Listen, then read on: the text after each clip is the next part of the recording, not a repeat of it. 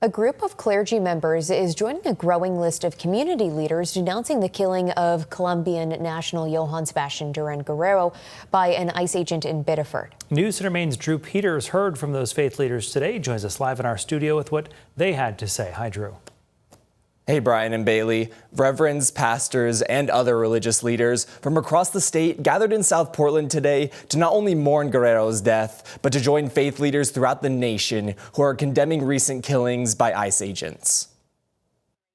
You shall not oppress a stranger.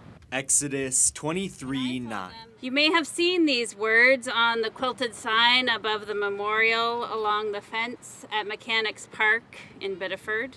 A verse ingrained in Reverend Sarah Ewing Merrill's mind. Because that is what we have done and what we are doing as a country, oppressing strangers. Strangers, like Colombian national Johann Sebastian Duran Guerrero. We mourn his death not as a death of a stranger, but as one who walked our streets. Merrill and other Maine clergy members. Here comes the dawn. Mourning Duran Guerrero's death. And joining other faith leaders in Minnesota, Texas, and Florida to call for an end to killings by ICE agents. We call for an end to vehicle stops because they endanger our communities. We should raise our voices in protest and agony and heartbreak.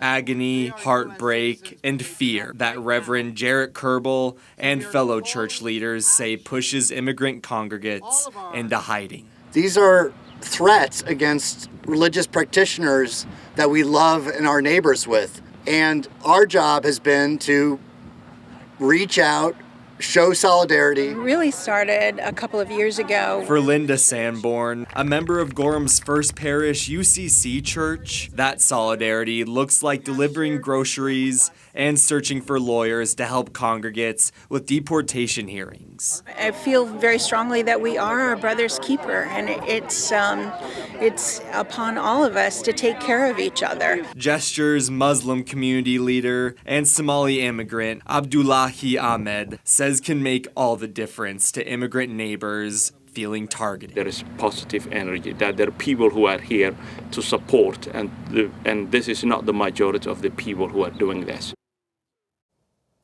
The faith leaders are also calling for elected officials to oppose any additional funding to ICE and for the return of all Maine residents unlawfully detained by ICE. In studio, Drew Peters, News Center Maine.